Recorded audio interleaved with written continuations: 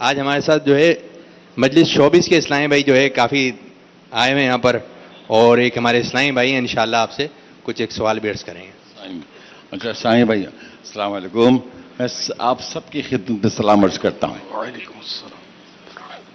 جی میں سلام عرض کرتا ہوں، اور میرے لیے بہت باعث افتخار ہے کہ میں یہاں آیا ہوں، میرے دوست یہاں سردار صاحب مجھے یہاں لائے ہیں، اور اتفاق سے مجھے ریڈیو پروگرام بھی ہے، مجھے فوراً جانا ہے، مگر مجھے اتنی خوشی ہو رہی ہے، اتنی، اور جی نہیں چاہ رہا ہے یہاں جانے کے لیے۔ ایسی جگہ کراچی میں نے دیکھا نہیں ہے ابھی تک، اتنی منظم جگہ، اتنی آرگنائز جگہ، اتنے اچھے لوگ، ایسا لگتا ہے کہ سب فرشتے بیٹھے ہوئے ہیں۔ اور حضرت صاحب جو ہیں وہ بہت زبردست ہماری رہنمائی کر رہے ہیں، ہر بات کا بہت مکمل اور تفصیل جواب دے رہے ہیں، ان کا بہت بہت شکریہ، اور اللہ ان کو اس کا جزا دے۔ اور میرے ایک چھوٹا سا سوال ہے کہ کراچی میں چونکہ بہت بڑا شہر ہے، ایک کونے سے دوسرے کونے میں جانے کے لیے تقریباً 1 گھنٹہ 1.5 گھنٹہ لگتا ہے، تو کبھی کبھی جلدی ہوتی کسی جگہ پہنچنے کے لیے، تو ظہر کی نماز جو ہے نا وہ کبھی کبھی قضا بھی ہو جاتی ہے۔ تو میں یہ سوچ رہا تھا کہ چونکہ نماز اگر کسی کی ظہر کی نماز نہ نکلے اور وہ قصر پڑھ سکتا ہے کہ نہیں، چونکہ میں نے سنا کہ نماز قصر بھی پڑھ سکتے ہیں مسافرت میں، جب آپ ٹریول کر رہے ہیں ڈسٹینس، تو یہ تو ایک ہی وہی چیز ہے، ایک کونے سے دوسرے کونے تک ٹریول کرنا، اور اتنا ٹریفک وغیرہ ہے۔ تو میرا سوال ہے کہ نماز ظہر کی فرض جو نماز ہے وہ قصر پڑھ سکتے ہیں یا نہیں؟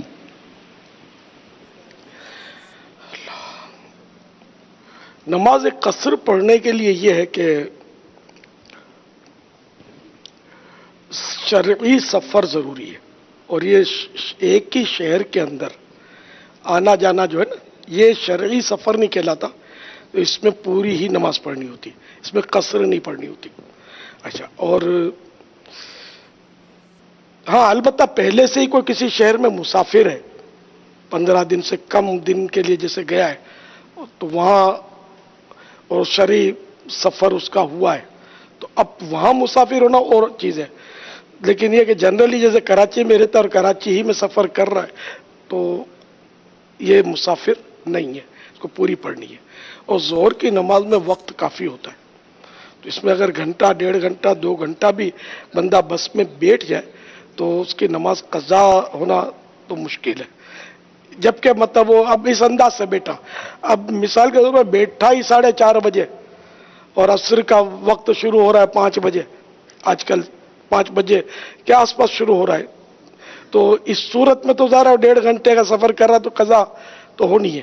تو نماز پڑھ کر سفر کرے، اور بس میں سفر کرے یا کہیں ٹرین میں سفر کرے، تو بندہ دیکھ لے کہ کوئی نماز تو بیچ میں نہیں آ رہی، تو سیٹ وہ لے، ٹکٹ وہ کرائے کہ جس میں بیچ میں نماز نہ آتی، تو سہولت رہتی ہے۔ ورنہ بہرحال ٹرین میں بھی نماز پڑھی جا سکتی ہے، اس کے بھی اپنے مسائل ہیں، اور ضرورت پڑے تو بس میں بھی، مطلب یہ بہت دور جا کر اس کا مطلب مسئلہ بنے گا بس کا۔ تو بہرحال یہ کہ نماز فرض ہے اور اس کو چھوڑنی نہیں چاہیے۔ اچھا، دوسرا، آپ شاید فرسٹ ٹائم تشریف لائے ہیں یہاں پر، ویلکم، موسٹ ویلکم۔ اچھا، یہ معذرت کے ساتھ عرض کروں گا کہ آپ مسجد میں ہیں، آپ کے منہ سے ہنسی نکل گئی، تو ہاں زور سے ہنسی نکل گئی تھی، تو حدیث نکل گئی، وہ اللہ کریم ہم سب کو معاف فرمائے۔ میں کہا آپ کو توجہ بھی دلا دوں، اور دوسرے جو سن رہے ہیں ان کو بھی مسئلہ بھی پتہ چل جائے کہ مسجد میں ہنسنا قبر میں اندھیرا لاتا ہے۔ اللہ آپ سب کو قبر کے اندھیرے سے بچائے، ہم سب کو نور مصطفیٰ صلی اللہ تعالیٰ علیہ وآلہ وسلم کا صدقہ نصیب فرمائے۔ معاف کیجئے گا، میں نے آپ کو عرض کر دیا، برا مت بنائیے گا۔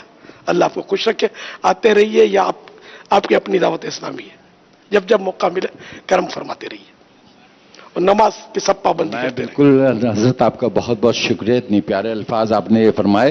میں ضرور، میرا جی چاہتا ہے کہ میں نہ جاؤں، مگر کیا کروں، کام کی مجبوری ہے، میں ہمیشہ سیکنڈ ٹائم آؤں گا۔ اور میرا نام ہے محمد علی شیخی، میں تقریباً 40 سال سے اس ملک میں قومی نغمے اور ایسے نغمے جس سے انسان کو نیکی اور رہنمائی ہو، وہ میں کرتا رہا ہوں اور ایک قسم کی خدمت ہے میرے خیال میں, اور میں کوئی گناہ نہیں کر رہا, میں اچھے کام کر رہا ہوں. ہمیشہ میری کوشش یہ رہی ہے کہ میں گناہ سے بچوں اور نماز نہ چھوڑوں.